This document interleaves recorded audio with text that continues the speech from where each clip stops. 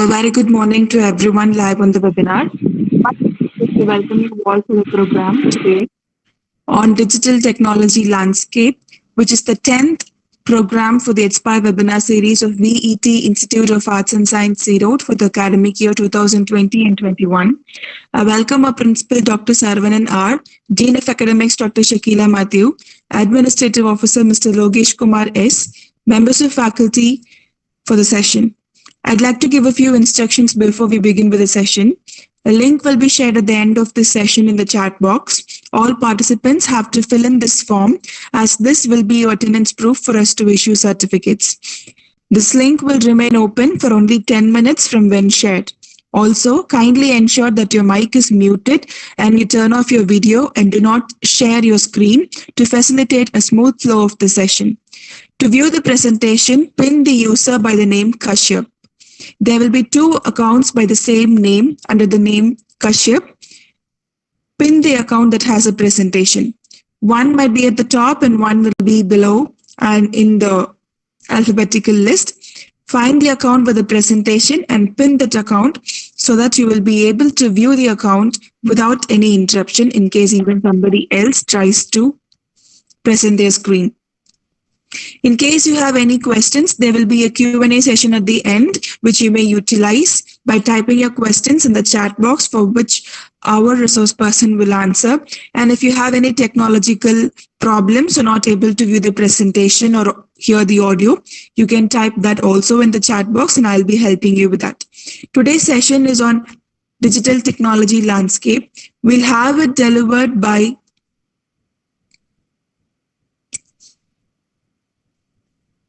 Dr. Sundaresan K., Principal of Education and Research at Infosys in China. Without further delay, let's get started. I request Dr. Sundaresan K. to start the session.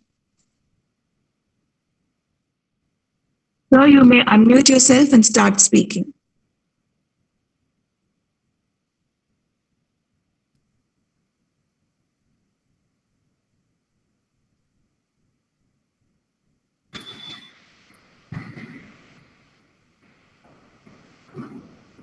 Thank you very much. I hope you are all able to hear me now.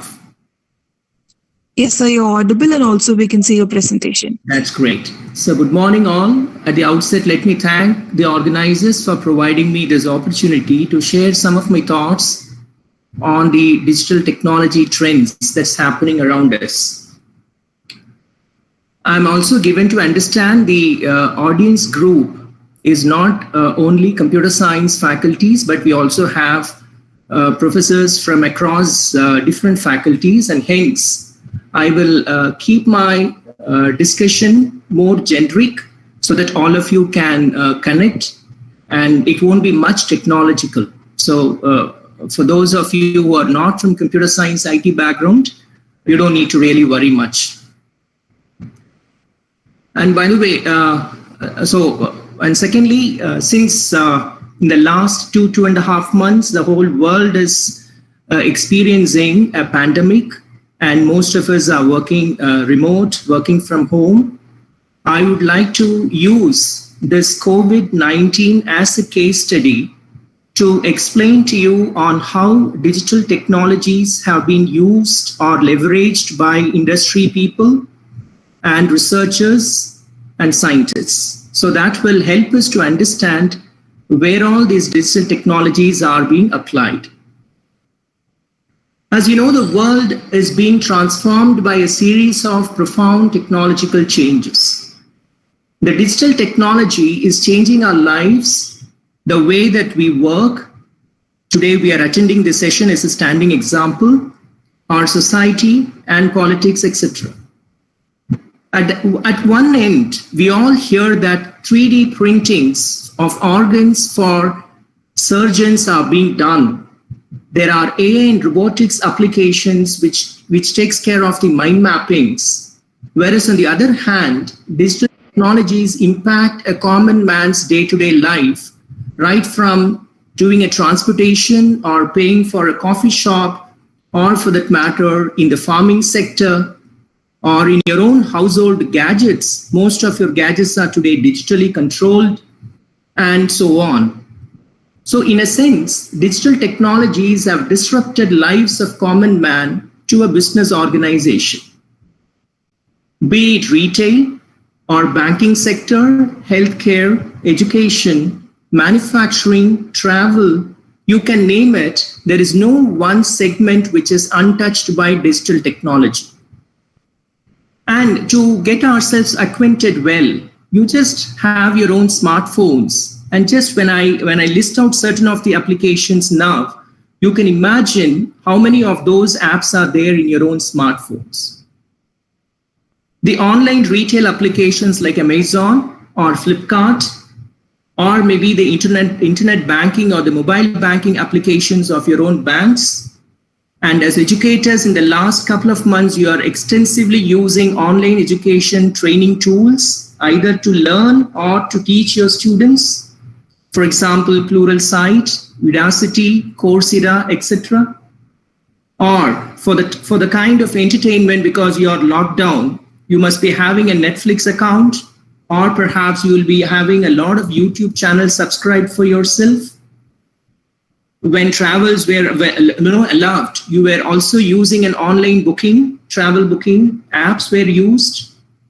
How many of you are having a matrimonial app today? Because in India, the whole of world, India has got its own matrimonial app, which is very interesting phenomenon here. And most of us are having smart wearables, which talks about or which tells how much of calories were burnt today, or how many steps you walk today, and so on. So in most of these cases, of course, we have in the last few months, there are a lot of online payment or the mobile apps used for payments like the GPay or Paytms, etc. So in any of these or in most of these cases, if you really deep dive into it without you knowing, you will understand that these are all designed and developed using digital technologies. It could be cloud, it could be AI, it could be machine learning algorithms are there, it could be virtual realities. Of course, there are cybersecurity applications which takes care of the privacies and so on. So in a way, these are considered the so-called digital technology trends are the mobile, cloud, AR, VR, and you can name it AI, machine learning, robotics, and so on. So in the next 1 hour, our discussion is going to be giving certain case studies on how one or these technologies are applied to leverage and to address the problems that people faced. In order to put things into perspective, as I told you, I'm going to just take COVID-19 in the last 3 months as a case study for us to know that people have used extensively digital technologies and has benefited from that. And very interestingly, in the recent past, we can have a few things which will stand as proof on how these technologies are used immensely. For example, most of us are working from home, so-called remote working, and you'll be surprised to know that a recent study, a Mumbai-based study, has given statistics saying that 70% of the productivity level has increased by those people who are working from home, especially on certain industries which this is possible. And the reason they attribute for this, increase in the productivity of their employees is that the travel time is cut heavily. I'm not sure which kind of cities do you live, but definitely cities like Bangalore or Chennai is experiencing a huge traffic commotion, especially during the peak hours, where employees used to commute hours together. So in a way, there is a positive impact. And people say that, very interestingly, 70% of the productivity has increased in the last 2 months just because people are staying from home and working. And you'll also be interested to see that data that Netflix, which reached around 15.8 million paid subscribers from January through March, is predicted to have more than 7 million subscribers by end of June, which means already they have reached their targets.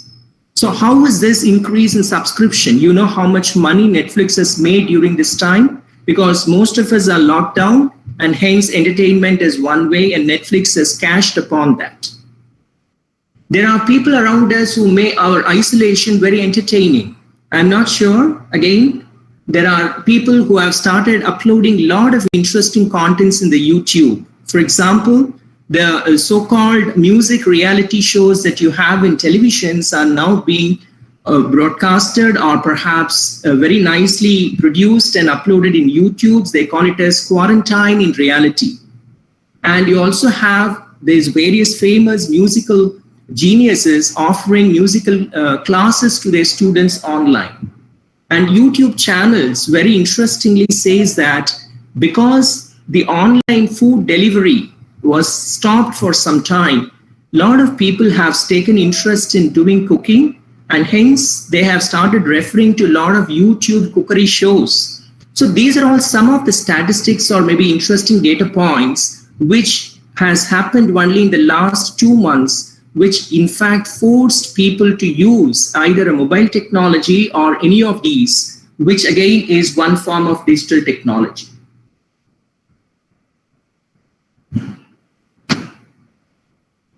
So I would like to take you through some of the challenges that people faced and how these challenges they have turned into opportunities. Over the past few months, as we know that the pandemic has impacted millions of lives and brought the world to a standstill. Aside from the human toll, businesses are facing disruptions of unseen proportions.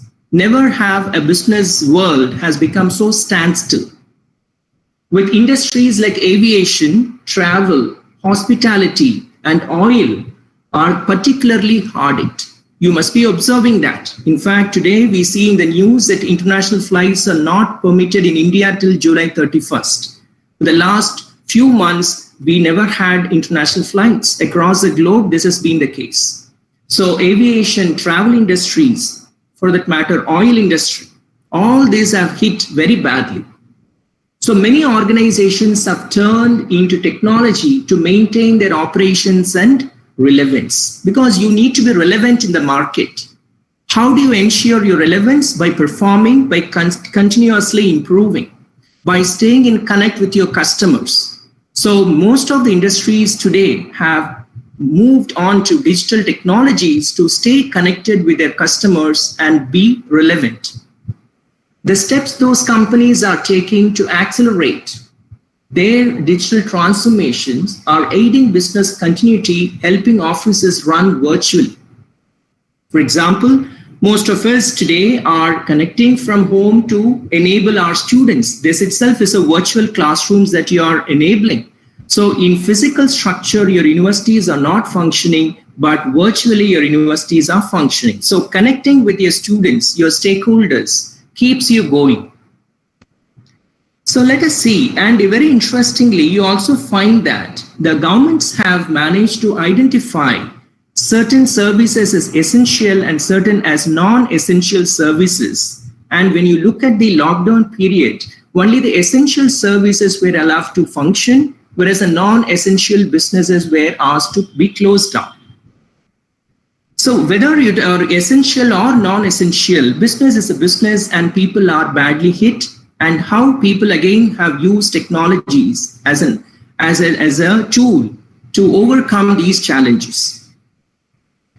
An example is that most of your mobile phones today would have got an app called as Arogya Setu. I'm assuming all the participants are in India, and hence I'm giving this example. You must be all having an app called as an Arogya Setu, which is developed by the National Informatics Center India. Now, this is an innovation. We never had this app before, but in such a short period, we all got this app installed and a couple of versions were given to us, and you know the benefit of it. And I'm not sure, again, there is another app called as Doc On, Doctors Online is the abbreviation, Doc On, which is a Bangalore-based startup company which has developed this app. And it is nice to have this app in your smartphones where It has registered doctors where you can go and fix an appointment with the doctors. You have an online video conferencing consultations. Your prescriptions are available. Your subsequent date of appointments are also kept in track. So in a way, Doc On is a new app that was introduced only during this last 3 months. So in a way, there's all nothing but to tell you how people have become so desperate to stay connected with people and see that their business continuity happens. And the result of that is enabling digital technologies to ensure they are staying connected. Very interesting. One more app. See, the problem with people staying at home, I'm sure you all agree, is boredom. Because we really consider staying at home for months together without going freely outside when we are used to it becomes a bit challenging. And especially this becomes much more challenging for people abroad. So in order to ensure people abroad are having a wonderful life, even if they are in the lockdown, an interesting app called as Streetify, which is an e-commerce platform. It is Streetify. So this Streetify uses a virtual reality technology, which you can download and install in the smartphone, and it just gives you a pleasure of walking in the real streets, whichever street that you wanted to go, your favorite spots that you want to visit, or maybe do a virtual shopping, get into shopping malls, and so on. So people who are desperate, who are very much bored at home, they wanted to break the monotony. So this e-commerce platform has wonderfully given this tool by which people know what is newly coming in the stores, even if they are not able to physically go to the stores. So these are all few examples that I am trying to give you how in the last few months, people, these industries and individuals have leveraged digital technologies to benefit them and the people in large. And very interesting, I'm sure a lot of female participants are here, lady professors are here, and especially nowadays, making up oneself is a very important aspect of our living. And when you don't have, because these beauty parlors and the makeup places where you go, the salons are non-essential. So the government has strictly banned such kind of outlets to be open during this pandemic.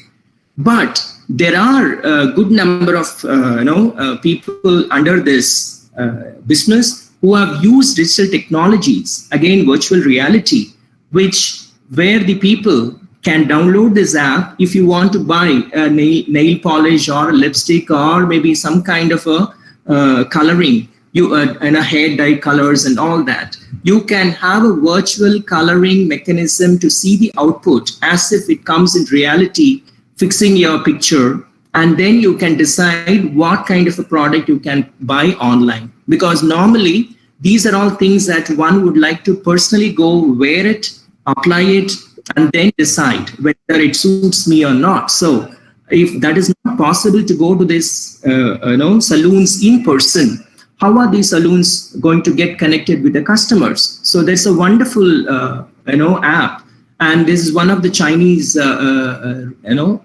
so-called cosmetics companies have introduced this app to stay connected with their customers. And one interesting read I had was on the fashion show of very famous Paris fashion show. When people can't, collaborate, or when people can't gather in one place, when you say that physical distancing is important, you must be knowing how much crowd the Paris fashion show attracts. And this time they introduced something called as the virtual platforms. With the help of video platforms, they really did this so-called fashion shows where people could participate from their respective homes, but it was telecasted across the globe. So there are many such interesting things, which means unstoppable people are still there. Whatever you say, we abide by the policies and rules. However, we use technologies to connect with our people and reach out. So these are all nothing but people who have changed these challenges into opportunities. And by the way, I'm sure you must all be knowing that the reasons that if any of the business management faculty is there, they must have recently studied a good article on the banking sector, especially the large banking sector, banking, retail bankers, which are very well established and have a strong infrastructure on digital, will have a brighter future, because the trend says most of the people today have moved into online banking or internet banking, so-called, or mobile banking. And especially the younger generation who are already digital savvy are very much decisive about going forward and using extensive digital banking platforms. So people who are going to personally visit banking, locations are going to be very limited, and hence the banks are also having a great challenge, especially the smaller banks will have its own tough challenges, because migrating and adapting digital technologies for their own survival is a question now. So these are all just few case studies that I wanted to share with you on how across segments, whether it is essential or non-essential, have put into their brains and used digital technologies to see that their business continuity is there. Now I'll move on to something very interesting called as disruptive innovation. Yes, we have been doing something in a certain way, but situation has come in a way we can't continue the same way. There has to be a change, and we are forced to change. And the change turns out to be a very innovative solutions. As I told, have you ever imagined or dreamt that in India, all these faculty members of universities would be extensively using online teaching platforms to connect with the students? Or in other words, you can imagine how our students who are used to attending a classroom sessions are now forced to use technologies to keep themselves attending sessions. So these are all something that when change is there, people are forced to adopt to those changes, but they lead their life as it is normal for them. So let us see how disruptive technologies have resulted in nice innovations. Again, as I told, I will take this COVID as a case study. And when you look at this COVID, that is the coronavirus infection, I would make that as a couple of phases of this COVID, right from tracking until in the hospital. So let us go phase by phase on that.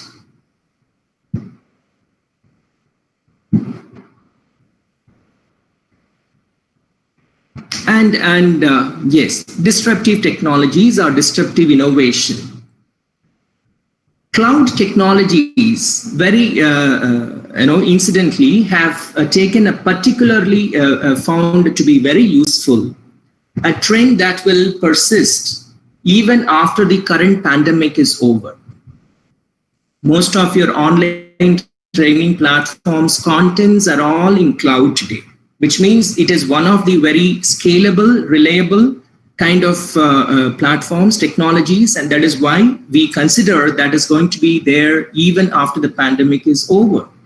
Especially in the healthcare sector, the cloud enabling researchers and scientists to access cutting edge technology. So cloud is considered to be a very important technology, and that is going to be one of the primary digital technologies that is going to last in our lives. I'll take an example of Microsoft, where we have in Microsoft Azure, which is nothing but a cloud solution of Microsoft. It is driving a non-profit data warehouse. What Microsoft has done is it has accumulated a lot of COVID-related data across the globe and have kept it in the data warehouse, where non-profit research organizations can use them to do research and try to come out with better vaccines and solutions. So it is not for profit, but it is non-profit data management. In other words, a huge data warehouse that has been there. And if you look at Google, it is developing an AI-based chatbot to respond to more quickly the citizen's query. In Canada, there used to be 1,000 video calls per month with doctors, which has now become 14,000 calls per day, which means so many people are now desperately wanting to connect with their doctors to understand their medical conditions. So the chatbots are, so what happens at the end of the day is a physical doctor present may not be always possible to answer your queries. So in order to, when numbers increases, when the number of people ringing to you, reaching you is increasing, one or two doctors may not be able to address those, and hence they have got an AI, supported chatbots, which will help addressing the queries of your customers. In fact, in yesterday's news, I saw that a Chennai police commissioner will be available on call, and they have shared a WhatsApp number and a certain time and days in a week that you can go and connect with him. So imagine if thousands of people are going to connect with him in that one number, it most times will be engaged, and it is humanly impossible for one person to answer all the queries. So the only solution for all that is have a very interesting AI supported chatbot, which means the system automatically guides you, answers you. And see another, just as I'm discussing this, I read one more news item which says in the United Emirates, Arab Emirates, few days back, in order to control how hospitals exploit the patients, by either saying there is no beds, or they are asking them to put on a longer duration on bed and making money. So the government, the health ministry of the United Arab Emirates, has introduced an application where the doctors will have to enter the case history of every patient, and automatically, based on the case history as well as the reports that the doctors are inserting in the system will decide what is a kind of hospitalization required, how many days, and what will be the tentative the expense for that. So that way there is no doctors who can exorbitantly bill the patient or unnecessarily keep the patient in the hospital and so on. So this is nothing but another machine learning or data mining kind of an algorithm which is being used, which says for a particular symptom, and this is the kind of treatment, and this number of days is required for hospitalization, and end of the day, this is going to be your billing process. So in a way, these are all interesting solutions that people have innovatively created in the recent past. So what has happened? I'm using Google, I'm using Netflix, I'm using all these mobiles, apps for my online payment and so on. So when so many people are using all these applications, which requires enough infrastructure, the data that I'm going to share with you will be a proof how digital technology has been embraced by people at large. It has stressed the global infrastructure remarkable. Microsoft has seen 500% increase in Teams activity. There is a Microsoft Team, which is again a meeting platform, which has seen 500% increase in their activities since Jan 31st. Google Meet that we are using and video conferencing products have surpassed 60% day-over-day growth. So it is today more than 60-65%. WebEx demand had doubled. WebEx is another kind of a meeting platform which has doubled.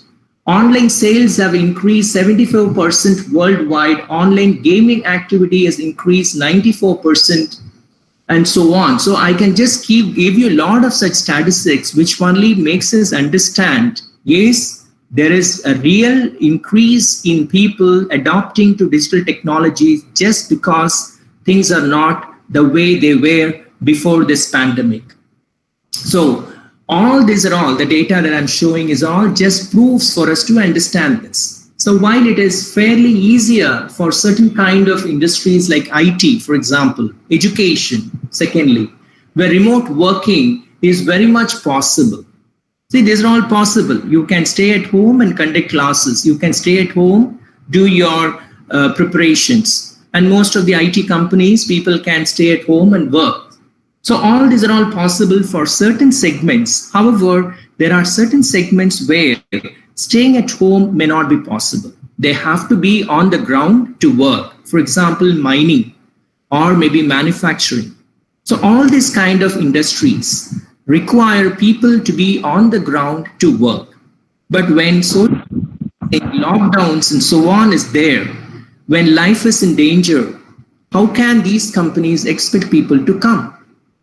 And there comes a lot of good solutions which says you need to have automation, which eventually is nothing but extensive use of robotics and so on. So Industry 4.0 has already employed a lot of automation in their industry, in the manufacturing sectors. In that way, there is a lot of impact even in the industry segments where people cannot work remotely, but they have to come in and present in the office to continue their work. So in such places is where automations come into a very handy solution.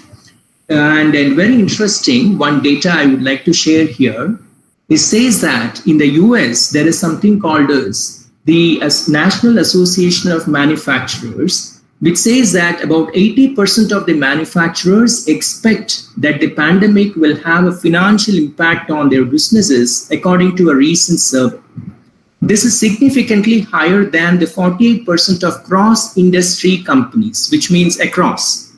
And it also has taken around 250 CFOs, Chief Financial Officers, responses to a recent PwC survey. So that says industries have to move to automation and their investment is going to be on these areas in future.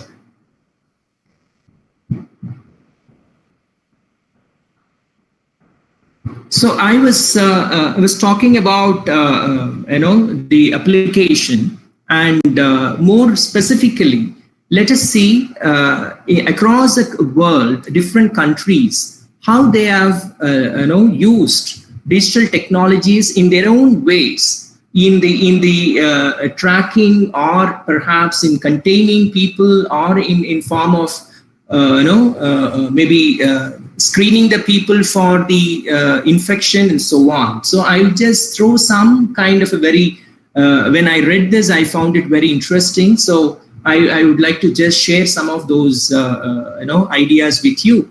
So to start with, when countries wanted to plan and track people who are infected with this coronavirus, how they could manage, especially large countries where population is large. At the same time, there are very, very small countries where population is not even 2% of India, but alike they have leveraged technology. Technologies like big data or artificial intelligence has helped cope the preparedness of these countries in tracking. Especially, there is something called, the country Taiwan, what they have done is they initiated a health check for airline travelers from Wuhan, especially, the city now, integrating data from immigration records, where from they are coming, because when they come in the airport, they immediately look at the travel history and so on. And it is all centrally available in a system, and they are connected to their health insurance database. So in that way, if at all there is a past case of SARS virus, or in the past case of any of the ailments, and if these people have traveled from some countries, then they are subjected to be isolated or quarantined. So immediately there is these are all nothing but a big data warehousing, data mining applications. In Sweden, authorities have developed a platform for healthcare workers to report real-time data. They have created an application for especially the doctors and nurses who will be entering the real-time data with regards to how many PPE kits are available or ventilators are available, how many patients are there, how many beds are there. So the government or the provincial government can manage providing the necessary equipments without any delay if whenever required. The Johns Hopkins University, which is one of the leading medical universities in USA, has designed a dashboard, and that is a web-based algorithm which says a health map. In fact, most of your news channels today, if you look at it, they use this kind of a web map which talks about region-wise red, green, and orange areas, that affected areas, and so on. So worldwide, a distributed dashboard on the infected and cured or this kind of data board is available, and they have screened it in order to ensure where the medical emergency is higher. So screening of infection, how do I screen? Nowadays people come to your corporation, people come to your doors, and they keep a thermometer to check your temperature. This is all one-on-one. So in a country like India, it is too difficult if one person goes door by door with this gadget.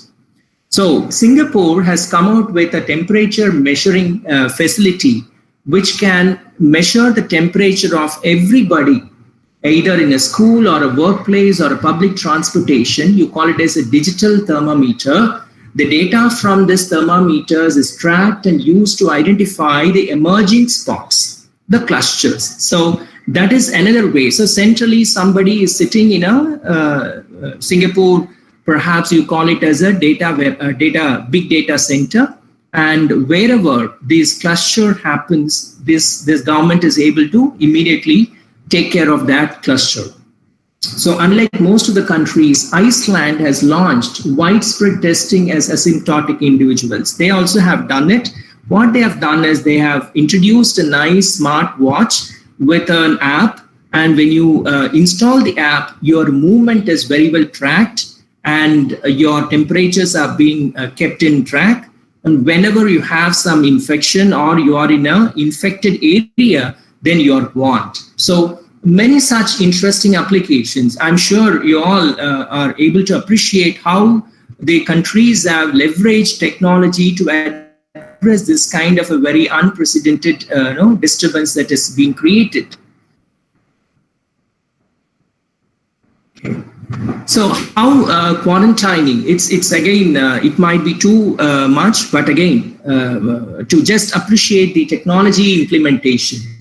Quarantining, as you all know, self-isolation for maybe 14 days to 28 days. In Taiwan, electronic monitoring of home quarantined individuals is there. What they have done is they have created a gadget. You have to wear it. And when you move out of the place, then you are warned that you are being monitored. And in spite of that, you move out of the region, then you are fined heavily. This is how they control, and that is why they are able to contain. In South Korea, again, the individuals in self-isolation are instructed to download an app in the mobile phone.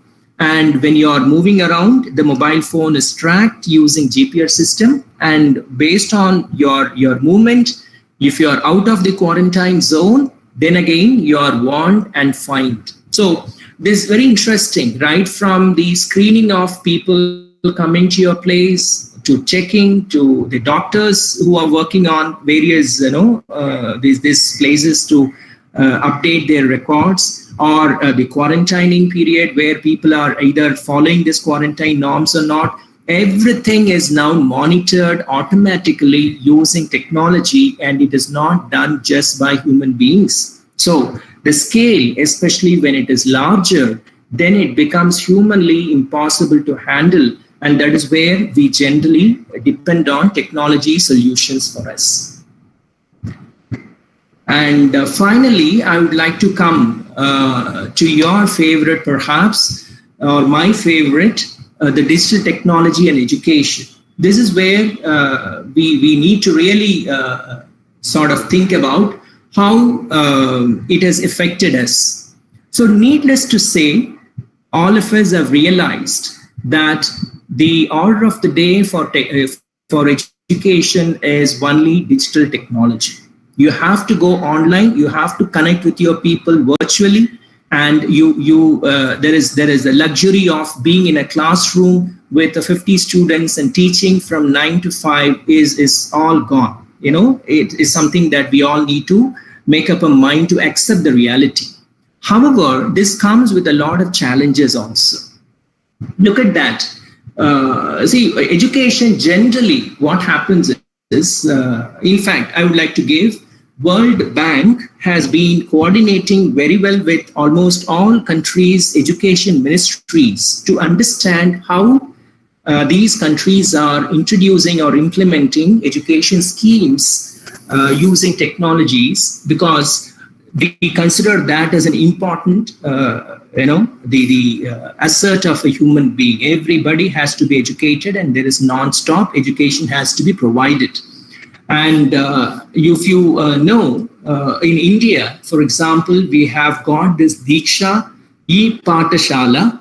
These are all few apps. Swayam Prabha is also a group of 32 direct-to-home channels devoted to telecasting educational programs. Being academicians, you're already aware of this, I'm assuming. Swayam is hosting 1,900 complex courses, including teaching videos, and the National Repository of Open Education Resource portal provides a host of resources for students and teachers in multiple languages. So in India, like country, that is another challenge. But in a way, we are really well off when compared to various other countries in providing this digital education. What is the reality in education, my friends? The reality is very, very, very different. What says is, see, every student has a different style of learning. You must have experienced that in your classroom of 50.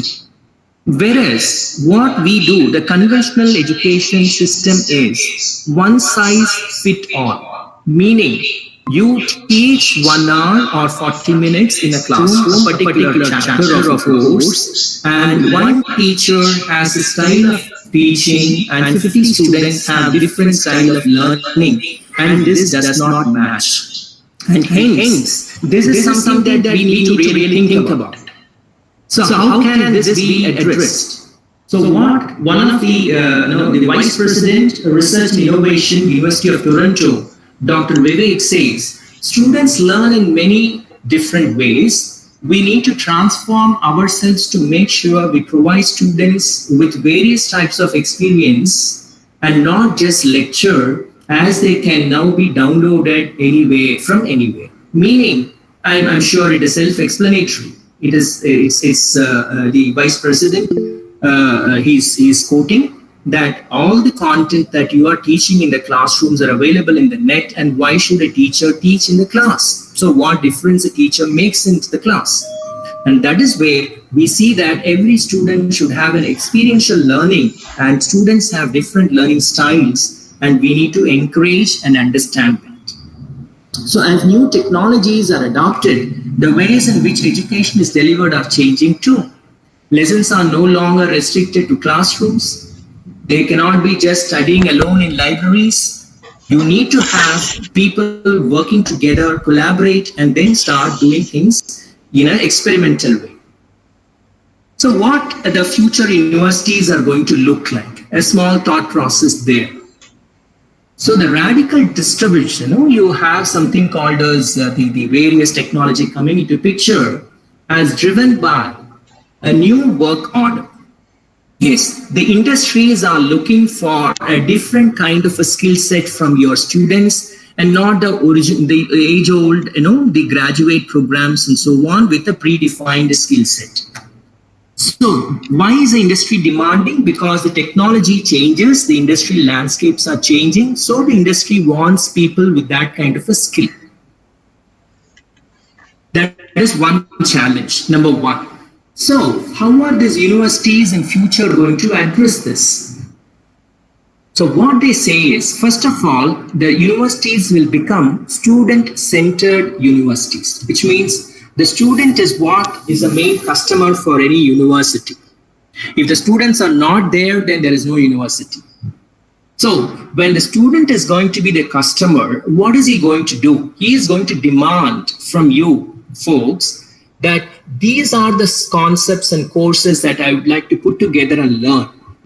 So the so-called well-defined, structured three-year program with 5 courses or 10 courses every semester may all be gone in the near future. So you should be able to provide an assorted set of courses based on the need and the demand of a student and provide them a certificate at the end. So this is one kind of formal. And another one, the universities may not be only for the awarding degree programs, but they also will be offering a lot of short-term certificate courses, because upskilling and reskilling of any employee of an industry is a lifelong learning, and in this university should be ready to cope with that kind of a changing paradigm. So what is happening there? If at all somebody wants only a skill on a particular technology, and you may want to offer a certificate program for 3 months or 5 months or 6 months or whatever. I'm just giving an example, like your normal NITs or aptechs and all that used to give. So universities also will start using or collaborating with industries, understanding the needs, and provide that kind of a short certificate programs so that students will get enabled, because the students are going to work as well as parallelly learn. So this full graduate program sitting in the classrooms are not going to be there. Anytime, anywhere, learning is the order of the day. So your content should be available in a wonderful infrastructure where people can hook up through any gadget, be it mobile or laptops or wherever they wanted to learn. So this is all going to become the so-called futuristic universities. So how these universities are once again going to be extended? Where are we going to lead this university? As an aspiring university, you need to have a strong collaboration with the industries. We all have MOUs signed with industries, but universities are very much working in silo and industries are in silo. That is how mostly in India it works. As a lot of players today, my friends, not only these recognized universities that you have are in the education space, there are a lot of newcomers in the education space. And the newcomers are very much digitally vocal, and government policies on fundings are changing rapidly. And because of all that, the normal universities, it is time that we think differently in order to ensure we are relevant for the future. So what certain academic experts are telling is that universities and industry should be in one campus. Imagine how it will be. Very nice. So universities and industry should be in one campus where your entire curriculum, your teaching, everything has to be only tailoring to a particular industry. So in other words, I would just envisage, if I were a university owner, I would put my mechanical engineering department perhaps with Ashok Leyland or TVS companies, where my students will go there and sit and study, where a classroom will be there. When I have a computer science engineering graduates, I might put them into Infosys or any other company for that matter, where practitioners and teachers will teach and do research. So in this way, if my when university can collaborate and have both industries and universities together, in a way, I hope all of you know that there is something called as incubators that your universities are having today. We need to extend that and expand it further, where ideas are encouraged, fundings are provided, entrepreneurial trainings are provided, and people are available to buy their technology and scale it up. So these are all the demands of future students or even the present student, and that is how the universities are going to gear up. So it is high time that we as educators in the front think about all this and decide on how our universities can be changed for future.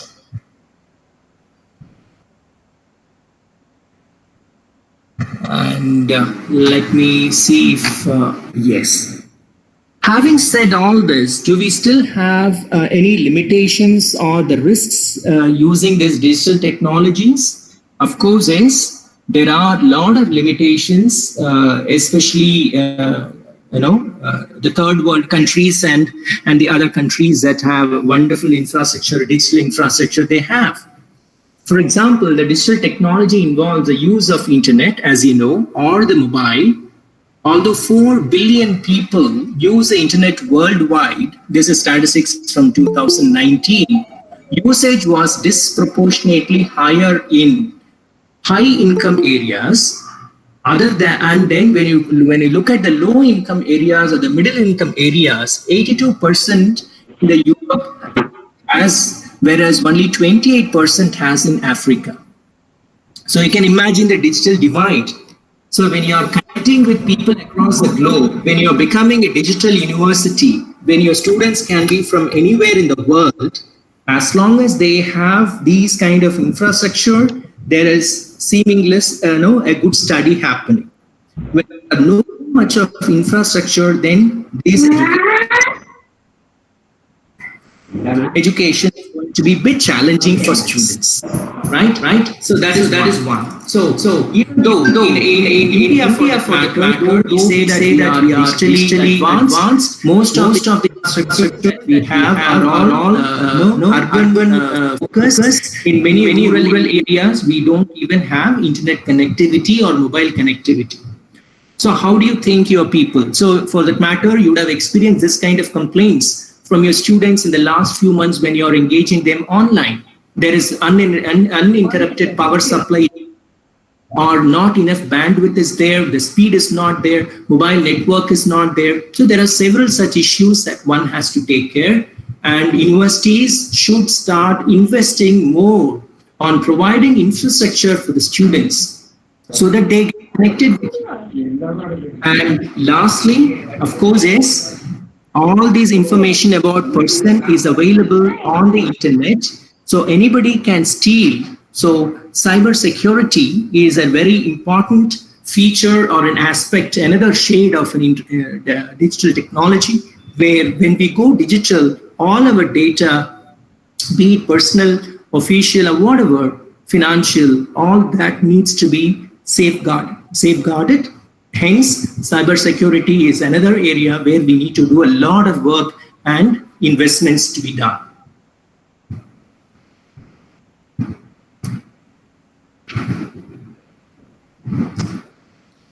So, in a way, to conclude, perhaps it's 12 o'clock. I think we are more or less coming to an end. Been talking for the last some time. Don't know whether you were receiving it, but we will put on some time for the questions. But if you ask me, is it digital literacy required for all, whether for computer science, non-computer science, or whatnot? The answer is it is for all. No one can opt out. And this is achieved only when you use your time productively and not being busy. So be productive. Try to learn. Is it digital literacy required for all, whether at least for computer science, non-computer science, or whatnot? Ecosystem. The answer is it is for all. Whether you are a science teacher or a math teacher, this is achieved. You need to eventually understand where all these bits and pieces are playing their role, so that you will understand the big picture and better be able to adapt to the future.